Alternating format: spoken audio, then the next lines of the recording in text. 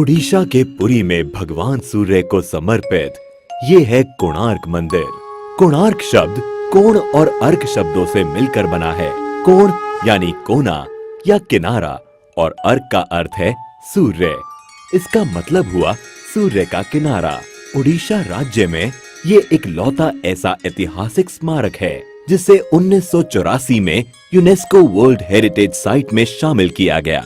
मंदिर के गहरे रंग के लिए इसे काला पगोडा भी कहा जाता है।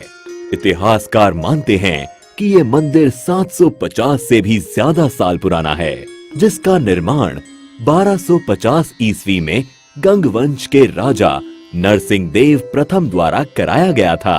अबुल फजल ने आईने अकबरी में लिखा है कि राजा नरसिंह देव ने 12 सालों के पूरे राजस्व को मंदिर के निर्माण में ही लगा दिया था। इस मंदिर को पूर्व दिशा की ओर ऐसे बनाया गया है कि सूरज की पहली किरण सीधे मंदिर के प्रवेश पर ही गिरती है। कलिंग शैली में निर्मित इस मंदिर की संरचना रथ के आकार की है। इस रथ में कुल 12 जोड़ी पहिए हैं। एक पहिए का डायामीटर लगभग 3 मीटर का है। ये पहिए मंदिर के मुख्य आकर्षण का केंद्र हैं, क्योंकि ये पहिए घड़ी की तरह समय बताने का काम करते हैं।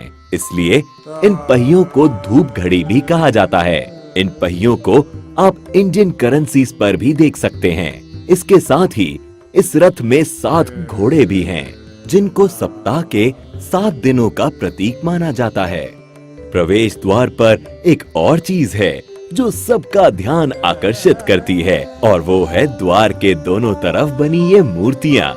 इन मूर्तियों में सिंह के नीचे हाथी है और हाथी के नीचे मानव शरीर है। इन मूर्तियों के जरिए मानव जीवन की समस्याओं को अनोखे तरीके से पेश किया गया है।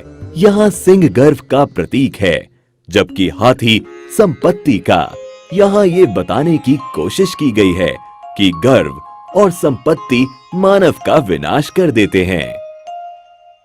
माना जाता है कि मंदिर का निर्माण समुद्र के किनारे किया गया था, लेकिन पिछली 8 शताब्दियों में समुद्र से इसकी दूरी बढ़ती चली गई। कहा जाता है इसके लगभग 2 किलोमीटर उत्तर में चंद्रभागा नाम की नदी भी बहा करती थी, जो अब विलुप्त हो गई है। नदी के वहां होने को भी प्रमाणित किया जा चुका है। मंदिर से जुड़ी एक किंवदंती है कि इसके निर्माण में 1200 कुशल शिल्पियों ने 12 साल तक लगातार काम किया, लेकिन निर्माण कार्य को पूरा नहीं कर पाए। मुख्य आर्किटेक्ट बिसु मोहराना के बेटे धर्मपदा ने मंदिर के निर्माण को पूरा किया, लेकिन मंदिर के पूरा होने पर उसने चंद्रभागा नदी में कूदकर जान दे दी। कोणार्क मंदिर के बारे में एक रोचक तथ्य है कि मंदिर के पत्थरों को आपस में जोड़ने के लिए लोहे की चादरों और चुंबकों का इस्तेमाल किया गया था। साथ ही मुख्य मंदिर की चोटी में 52 टन चुंबकीय लोहे को भी लगाया गया था। इन विविध चुंबकों के अनोखे समायोजन के कारण से ही मंदिर में भगवान सूर्य की मूर्ति हवा में झूलती थी। बताया जाता है कि पुर्तगाली नाविकों ने इस चुंबक को मंदिर से निकाल लिया, क्योंकि इस चुंबक के कारण नौका चालन में कठिनाई होती थी। इस मंदिर के बारे में रविंद्रनाथ टैगोर ने कहा था, Here the language of stone surpasses the language of man। यहाँ आने के बाद ये कथन एकदम सही लगता है। इतिहास और जबरदस्त नक्काशी के शौकीन पर्यटकों के अलावा यहाँ उनके लिए भी बहुत कुछ है, जो यात्रा में कुछ खास और रोचक की तलाश करते हैं।